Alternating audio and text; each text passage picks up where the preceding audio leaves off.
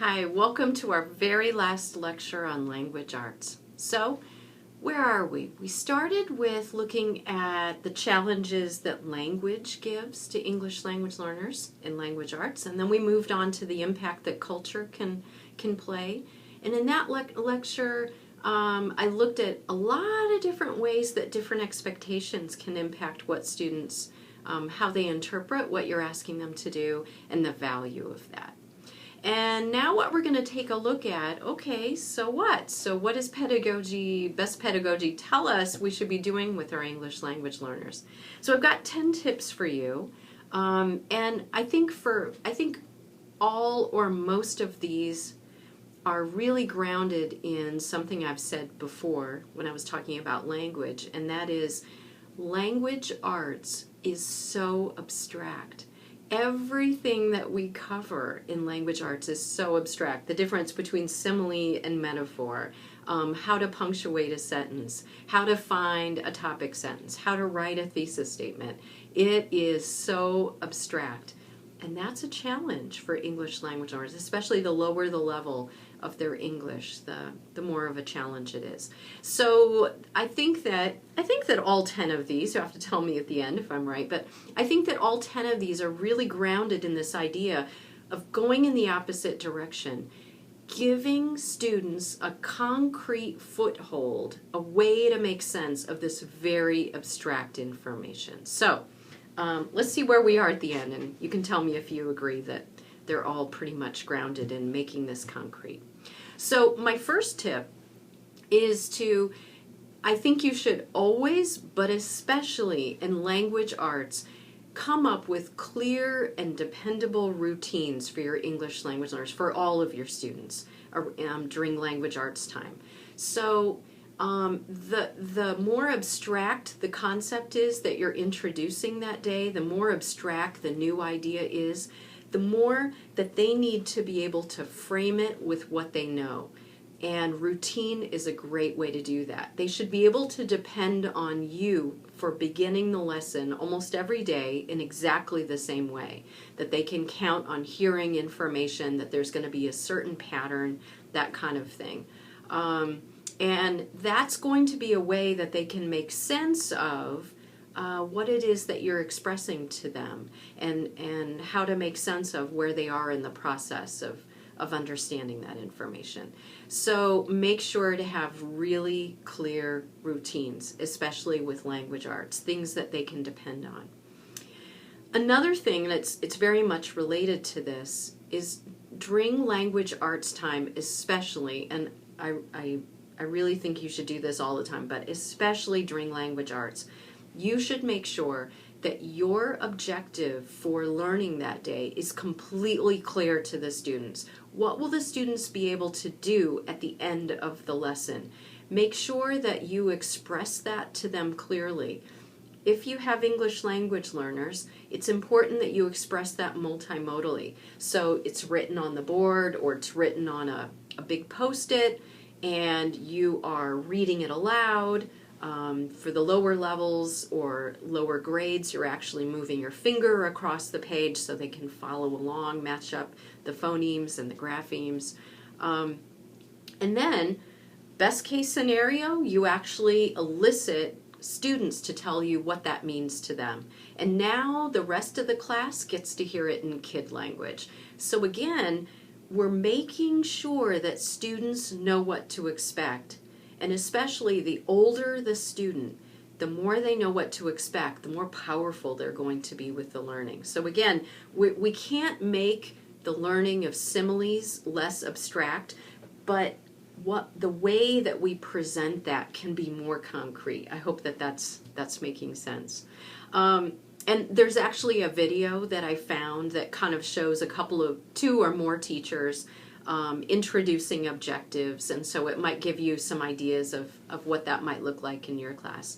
One of the teachers especially, you may not be able to relate to it, just may not be your style at all. So you just have to develop your own style, be routine, be clear, be concrete about it. And then another tip, number 3, that I have for you is to make sure that you connect the new learning that you're providing today with yesterday's learning or last week's learning or last unit's learning. So make sure that you're taking this new, very abstract information and you're putting it on a solid foundation of past learning. You're making those connections with students. And while we're at it, that past learning may not be in your class. That past learning might be in another teacher's class in another discipline. Or maybe it's something that the students have experienced in their own home, their own family, their own community, their previous country, that sort of thing. But make sure that you are, again, we can't make the learning of a metaphor any less abstract, but we can connect it with past learning, which at least kind of frames it in more of a concrete way. And there's at least one video waiting for you as well to kind of demonstrate how you could do that. Another thing that you can do with your English language learners, and actually it's great for most students in your class around language arts, is to use very explicit instruction. So part of the reason that language arts is so challenging is students have to carry out these abstract ways of thinking, these abstract ways of interacting with a text, and it's all kind of invisible. It's hard to grab onto. Build a scaffold for them. Give them footholds. I found a video and I've included it here, and I think it's just a wonderful example. So I've taught the skill of inference before, and in reading, it is so challenging. It is so tough. And what is waiting for you is a video in which a teacher is showing students different examples that use almost exactly the same words, but there's just a slight word in the context, slight change in the context, and a very different picture that goes with it. And so she's walking them through how to pick up on how to form this inference that's not stated in the text. How do you figure that out, as she says, in your brain? So take a look at that and see if that kind of gives you an idea of what I'm talking about. But with English language learners, I think whenever you're introducing something new, just count on, you need to be explicit about it. There's been such a pushback against, kind of the teacher-led instruction, but sometimes instruction needs to be teacher-led. English language learners are counting on you to help them build a bridge. So when they're struggling with, or the whole group is encountering a new word, explicit instruction on how to sound it out, how that works. Explicit instruction on how to punctuate a sentence. Explicit instruction on how to locate the topic sentence of a paragraph, that kind of thing. Make sure to tell them. Hinting doesn't help, at least at first. Later, your hints and encouragement might just be a scaffold so that they can practice independently. But start out by telling them. Okay, so that was number 4. Number 5 is directly related. So I just said tell, now I'm saying show. So students need to actually see how something works after you've put it into words and told them how it works. So, and the thing that comes to mind for me, something that I've relied on a lot, are like hands-on manipulatives. So for example, if you've been working with students on the difference between simile and metaphor, and you've just very explicitly give them information of what to look for, that will tell you whether it's a simile or whether it's a metaphor. You could give students in pairs or in small groups, you could give them a stack of cards, and some of them are similes and some of them are metaphors, and they need to do the sorting. You could also, if you've been working on how to punctuate a sentence that has an adjective clause, like for example, the man that crossed the street was my father. The man that crossed the street was my father. So let's say that you've been working on how do you correctly form an adjective clause and put it into a sentence. Or how do you take two separate sentences, a man crossed the street, that man was my father. How do you put those two together? So what you could do is to give students a stack of cards, and this time some are examples, correct examples, and some are counter examples. They're not correct.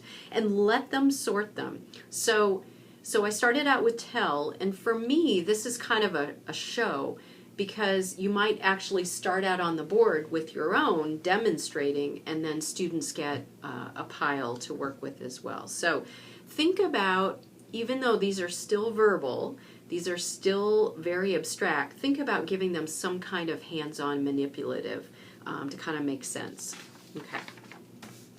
Tip number 6, teach subtle word differences. So in language arts, if students are reading a poem about the rain, they might encounter words like rain, drizzle, sprinkle, pour, and maybe those words are key to understanding the feeling of the author throughout the poem. Maybe the way that the verb kind of increases in velocity or gets softer kind of shows how the author feels. How are your English language learners going to pick up on that if they don't know how to decode those words differently? For them, they all might mean rain, rain, rain, rain, rain, right? So explicitly teach those word differences so that your students are more powerful in understanding and inferring the meaning that authors have in essays and poems and short stories, that kind of thing. Okay. Number 7, use word walls. And I mean really use word walls. So what's a word wall? A word wall is, and they sell them like in teachers' supply kind of stores, but they look like shoe organizers, right? Like you might hang on the back of your closet and you put shoes in, but these have places for you to put, they're larger than index cards. And so if you're introducing a new kind of grammatical structure and there's a lot of words that you're going to be using, period, comma, capital, right, noun, pronoun, whatever it is, those words are up on the word wall. Now, when I say really use them, I mean, it's not that if I were to come see your classroom in 10 years, I'd see that you had them hanging around. I want them to be living, breathing parts of the conversation in your classroom. So if a student gets stuck, you might say, hey, take a quick look at the word wall, see if that helps you remember what it is. Or even having students who are struggling the most, they're sitting in front of the word wall while they do their work as kind of even more encouragement to keep using that vocabulary to make sense. But I'd like to encourage you to use word walls in a slightly different way too. Instead of just looking ahead at the unit that's coming up and creating the cards that'll match up with the unit, that's great, by the way, very helpful. But think too about the everyday words that you're going to be using in your CALP and you need your students to be able to use just to function in a language arts classroom. Words like summarize, scan, skim, right? Things like that. Just the basic ways that we have people, the basic verbs that we use when we're interacting with language, interacting with essays, that kind of thing.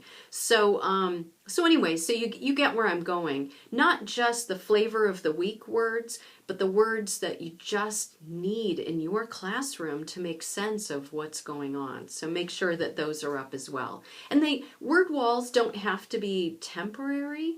It could be that the summer before you start teaching, you think about some of what those basic verbs are. You make nice, big, beautiful charts that are easy to read. They go up in the classroom day 1 and they stay there all year. And you continue to, as you emphasize words, you're pointing at them. So it's multimodal, it's contextualized. Anyways, you get where I'm going.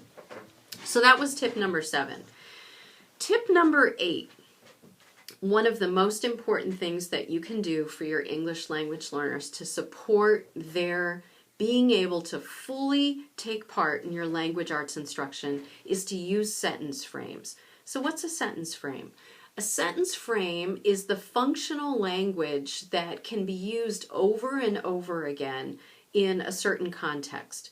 So, for example, in language arts, one of the things that we often ask students is we ask their opinion. And so if I say to a student, do you think that the ending was good? The student will probably answer, I think that, right? I think that, or I liked the story because, that kind of thing. Those are two great examples right there of sentence frames or functional language of language arts. And another thing that I would highly suggest is before you are introducing any activity, do a little thought experiment. Think about what's the language, ideally, what's the language that students would use to express these ideas, to convince their partner, to share information with their group, and turn those into sentence frames. Pre-teach those. They're going to help everybody, even for students who are native speakers of English but maybe have less access to CALP kind of language at home, like I did growing up. Sentence frames are useful. And let's talk for a moment about why sentence frames are so helpful. If you have your students reading an essay and you've asked them to think about what the deeper meaning of the essay might be, and you call on an English language learner, that English language is doing, in my mind, he or she is doing two things. One thing that he or she is doing is to think about that deeper meaning of the essay. Like, what is the answer to the question? That deeper meaning, so the content itself. And the other part is they're grappling with the English to say it. If you provide the sentence frame, you've just taken care of a lot of that equation. What can they focus on? Now they can focus on the content, which is where we want them focused. So then they use the sentence frame to express that content. You're able to know that they actually understand, they're able to express what it is that they know. And that scaffolding, they now have an experience of producing something orally that they couldn't independently. So next time, it'll become a little easier. And maybe 10 times from now, they'll be able to do it without any scaffold at all. Sentence frames might be the most important thing that you introduce for your English language learners in language arts. And there's a link waiting for you in our module on sentence frames of language arts. There are many. If you put in sentence frames for language arts for English language learners, lots of links come up. I almost randomly chose one, but it's a good one, so take a look at that. Number 9 and number 10, I think, are probably the very things that you've been expecting me this whole time to say. Number 9, background knowledge matters.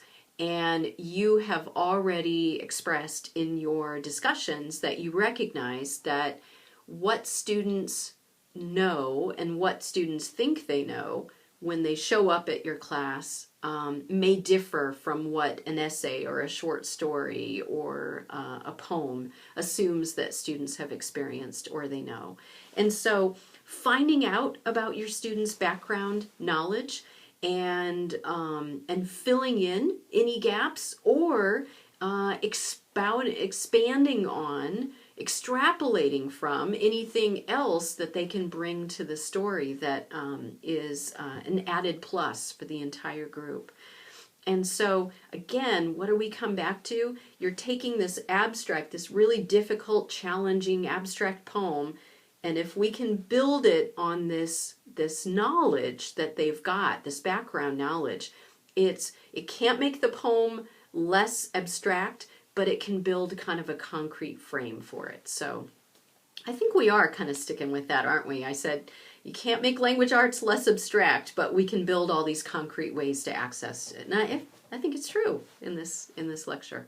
Okay, so background knowledge. And one thing, think about how could you create shared background knowledge for your students in language arts? In other words, if you're starting a new novel that you're going to do a read aloud for the next 3 weeks with your students, maybe you end the class before lunch, the last 10 minutes before lunch, you always read aloud to students, and it takes you 2 or 3 weeks to get through a novel, and you're starting a new novel. What if the story is about what if your story is about a vote that takes place that has huge implications? What if you acted that out together? What if you came up with a question as a group and you voted on it, and then you saw what the outcome of that vote was? You see where I'm going? Think about a way that you could actually build in background knowledge into what your class does as a group before you start that essay or poem or novel. And finally, number 10. So this relates again back to that idea of how differently students might approach your classroom, thinking about what writing is, what reading is, what it means to understand a text, that kind of thing, what it means to demonstrate understanding of that text.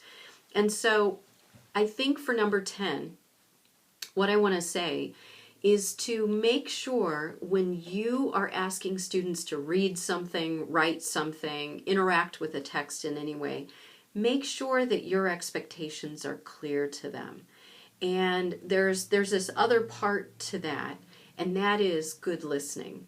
Make sure that you've made attempts to understand more about what your students as individuals, in their families, and their communities, and their cultural heritage, how they approach reading, how they approach writing. So make sure that you're informed as well as you can be at the point that you're at, and that you have predicted some possible mismatches. And whenever there's potential mismatches, of course, you'd need to be even more explicit with what you're asking students to do. So, for example, when I am teaching the skill of reading to English language learners, adult English language learners in the English Language Institute at Eastern Washington University, when I'm teaching the highest level and I'm putting beautiful essays or persuasive essays or short stories in front of students, one thing that I often will say to them is, I expect you to be slightly changed by this essay or slightly changed by this poem. So I make it clear that I'm not asking them to memorize the poem. I'm not asking them to come back and take a true-false quiz about the facts in the short story.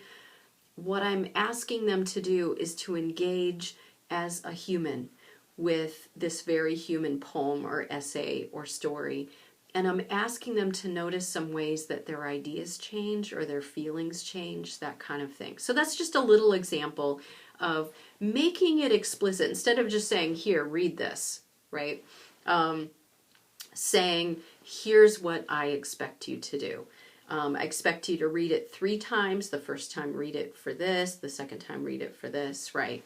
And so this is actually a really, really deep one. So I'm treating it kind of surface, but we're going to take a closer look at this in ESL G488 in the spring, and really take a look at how culture can frame the different ways that parents and families and students can interpret what you mean by reading and writing. Okay, I hope that is helpful. I hope it's really clear. I hope it's satisfying. It gives you some concrete ideas that you can apply, and I truly believe they'll make a huge difference for your English language learners. Okay, there's reading waiting for you. There are several chapters that I thought were quite relevant in your language arts book. And then, as I mentioned, there's some videos waiting for you. There's that example of language frames and a few other goodies. So anyways, enjoy what I have waiting for you, and I will see you in the discussion.